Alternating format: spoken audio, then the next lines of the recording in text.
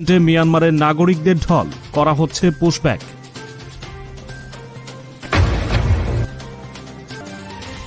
বাংলাদেশ পাকিস্তান সম্পর্ক সামনে এগিয়ে নেওয়ার নির্দেশ ইমরান খানের।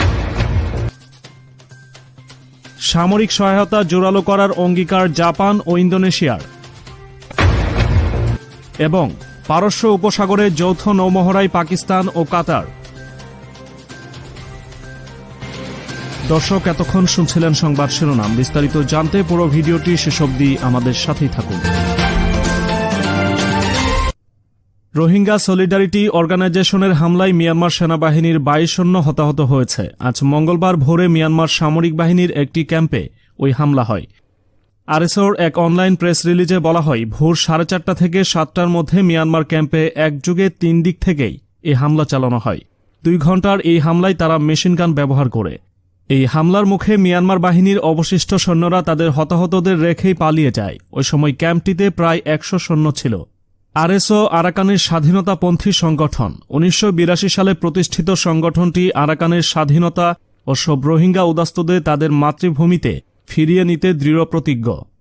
অন্যদিকে সামরিক জান্তা দমনপীড়ন থেকে জীবন বাঁচাতে এবার থাইল্যান্ডের দিকে ছুটছে মিয়ানমারের নাগরিকদের ঢল, কিন্তু থাই কর্তৃপক্ষ তাদের ফিরিয়ে দিয়েছে। ফলে মিয়ানমারের ওইসব নাগরিক এখন বিভিন্ন জঙ্গলে আত্মগোপন করে আছেন। এ খবর দিয়েছে অনলাইন সিএনএন। এতে আরও বলা হয়, ক্ষমতাসীন সামরিক জান্তা মিয়ানমারে বিমান হামলা শুরু করেছে। ধারাবাহিক বিমান হামলায় বাস্তুচ্যুত হয়ে পড়েছেন বিপুল সংখ্যক মানুষ।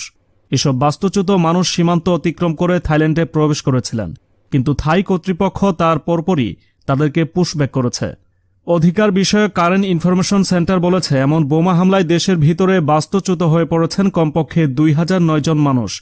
তাদেরকে থাইল্যান্ড পুশব্যাক করার পর এখন জঙ্গলের ভিতর অবস্থান করছেন। একটি জাতিগত সশস্ত্র গ্রুপের দেয়া তথ্যমতে বিভিন্ন গ্রাম ঘেরাও করে সেখানে যুদ্ধবিমান থেকে বোমা হামলা চালিয়েছে সামরিক জান্তা। এর ফলে রোববার দক্ষিণ পূর্বাঞ্চলীয় কারেন রাজ্যের হাজার হাজার মানুষ তাদের বাড়িঘর ছেড়ে পালিয়েছেন। থাইল্যান্ডের সীমান্তবর্তী কারেন রাজ্য, এখানকার কারেন ন্যাশনাল ইউনিয়ন এই রাজ্যের বড় অংশে দখলদারিত্ব প্রতিষ্ঠা করেছে। তারা সীমান্তের কাছে সেনাদের একটি পোস্টে হামলা করে উড়িয়ে দিয়েছে। এতে কমপক্ষে 10 জন নিহত হয়েছেন।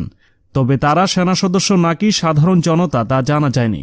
কিন্তু প্রতিবেশী থাইল্যান্ড সীমান্তের দিকে দলে দলে পলায়নপর মানুষের ছুটে যাওয়া মিয়ানমারের সংকটকে আরও গাঢ় করবে। এমনিতেই দেশটি 1 ফেব্রুয়ারি অভ্যুত্থানের পর থেকেই টালমাটাল অবস্থায় আছে। এ অবস্থায় রক্তাক্ত সামরিক দমনপীড়নের পর সেনাবাহিনী ওই বিমান হামলা চালিয়েছে। শনিবার জান্তা সরকারের নিরাপত্তা রক্ষাকারী গুলি করে হত্যা করেছে কমপক্ষে 114 জনকে। প্রায় 2 মাসের মধ্যে এ দিনটিই ছিল সবচেয়ে ভয়াবহ। সোমবার তারা গুলি করে হত্যা করেছে কমপক্ষে 14 জনকে। এর মধ্যে রয়েছে শিশু ও যুবক। সব মিলে নিরাপত্তা রক্ষাকারীদের হাতে মিয়ানমারের নিহতের সংখ্যা দাঁড়িয়েছে কমপক্ষে 510। এমন অবস্থায় মিয়ানমার ছাড়ার চেষ্টা করছে নাগরিকরা। কেএনইউ বলেছে, সেনাবাহিনীর ধারাবাহিক বোমা হামলা থেকে বাঁচতে থাইল্যান্ড যাওয়ার জন্য সালুইন নদী পাড়ি দিয়েছে 3000 মানুষ। তাদের মধ্যে 2000 জনকে ফেরত পাঠিয়েছে থাইল্যান্ড। অধিকার বিষয়ক গ্রুপ কারেন ওমেন্স অর্গানাইজেশন কাজ করে কারেন রাজ্যে এবং থাইল্যান্ডের শরণার্থী ক্যাম্পে। সামরিক জান্তার বিমান হামলার কথা নিশ্চিত করেছে তারা। তাদের দাবি, বিমান হামলার ফলে কারেন রাজ্যের 10,000 মানুষ বাড়িঘর ছেড়েছেন। তার মধ্যে 3000 অবৈধ উপায়ে থাইল্যান্ডে পাড়ি দিয়েছেন। এবারে বাংলাদেশ পাকিস্তান প্রসঙ্গ। বাংলাদেশ পাকিস্তান দ্বিপক্ষীয় সম্পর্ক সামনে এগিয়ে নিতে প্রচেষ্টা অব্যাহত রাখার নির্দেশনা দিয়েছেন পাকিস্তানের প্রধানমন্ত্রী ইমরান খান। বাংলাদেশে নিযুক্ত পাকিস্তানের হাইকমিশনার ইমরান আহমেদ সিদ্দিকী গতকাল তার সঙ্গে সাক্ষাৎ করেছেন। এ সময় ইমরান খান তাকে ওই নির্দেশনা দেন।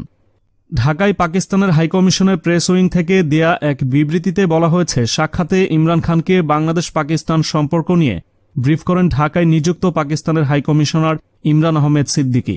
প্রধানমন্ত্রী ইমরান খান তার হাইকমিশনারকে দ্বিপক্ষীয় সম্পর্ক সামনে এগিয়ে নিতে প্রচেষ্টা অব্যাহত রাখার নির্দেশনা দেন।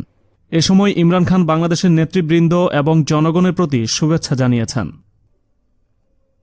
এবারে জাপান ও ইন্দোনেশিয়া প্রসঙ্গ। চীনা প্রভাব মোকাবেলায় সামরিক সহায়তা জোরালো করার অঙ্গীকার করেছে জাপান ও ইন্দোনেশিয়া। মঙ্গলবার টোকিওতে 2 দেশের প্রতিরক্ষা ও পররাষ্ট্রমন্ত্রীদের এক বৈঠকে এ অঙ্গীকার ব্যক্ত করা হয়েছে। জাপানের পররাষ্ট্রমন্ত্রী তোশিমিৎসু মোতেগি বৈঠকের শুরুতে বলেন, আন্তর্জাতিক শান্তি ও সমৃদ্ধিকে সমর্থন করা পদক্ষেপ নেওয়া প্রতিনিয়ত কঠিন হয়ে উঠছে। ব্রিটিশ বার্তা সংস্থা রয়টার্সের প্রতিবেদন থেকে এসব তথ্য জানা গেছে।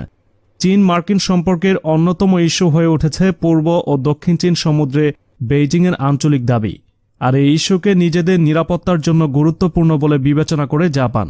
সম্প্রতি এই অঞ্চল সফর করে গেছেন মার্কিন পররাষ্ট্রমন্ত্রী অ্যান্টনি ব্লিনকেন। তিনি স্বার্থ সংশ্লিষ্ট বিষয় নিয়ে প্রতিবেশীদের সঙ্গে চীনের আগ্রাসী নীতির সমালোচনা করে গেছেন। ওই সফরের পরই টোকিওতে বৈঠক করেছেন জাপান ও ইন্দোনেশিয়ার মন্ত্রীরা। বৈঠকের শুরুতে জাপানের পররাষ্ট্রমন্ত্রী তোশিমিৎসু মোতেগি বলেন, আজ আমি আমাদের ব্যাপক মাত্রার সহযোগিতাকে উচ্চতর মাত্রায় নিয়ে যেতে আলোচনা করতে চাই। ইন্দোনেশিয়ার পররাষ্ট্রমন্ত্রী রেতনো মারসুদিও একই রকম মত প্রকাশ করেন।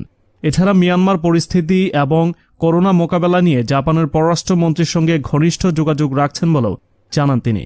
মিয়ানমারে গত 1 ফেব্রুয়ারি সেনাবাহিনী ক্ষমতা দখলের পর জান্তা সরকারের সঙ্গে আলোচনা শুরুর প্রচেষ্টায় রয়েছেন ইন্দোনেশিয়ার পররাষ্ট্রমন্ত্রী রেতনো মারসুদি।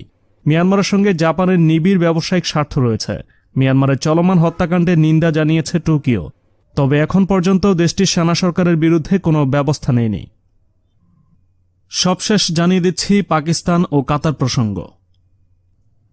পারস্য উপসাগরে এক যৌথ নৌমহড়ায় অংশ নিয়েছে পাকিস্তান ও কাতার। কাতারের হামাদ বন্দরকে কেন্দ্র করে এই নৌমহড়া অনুষ্ঠিত হয়েছে বলে সোমবার পাকিস্তানের নৌবাহিনী এক বিবৃতিতে জানায়। বিবৃতিতে বলা হয়, কাতার নৌবাহিনী 3টি যুদ্ধজাহাজ হোয়ার, দামাস ও কানের সাথে পাকিস্তান নৌবাহিনীর যুদ্ধজাহাজ আলমগীর ও আজমত এই যৌথ নৌমহড়ায় অংশ নেয়। কাতারের বিমান বাহিনীর একটি বিমানও এই দ্বিপাক্ষিক যৌথ মহড়ায় অংশ নেয়। এই বিবৃতিতে বলা হয়, দুই দেশের নৌবাহিনীর মধ্যকার দ্বিপাক্ষিক সম্পর্ককে শক্তিশালী করার সাথে সাথে পারস্পরিক নৌ সহযোগিতা ও তথ্য বিনিময় বাড়ানোর লক্ষ্য নিয়ে যৌথ এই নৌমহড়ার আয়োজন করা হয়। এতে আরও বলা হয়, পাকিস্তান ও কাতার গভীর বন্ধুত্বপূর্ণ এক আন্তরিক সম্পর্কে আবদ্ধ। দুই দেশের মধ্যে দ্বিপাক্ষিক সম্পর্ককে এই মহড়া আরও ঘনিষ্ঠ করবে বলে বিবৃতিতে আশাবাদ ব্যক্ত করা হয়।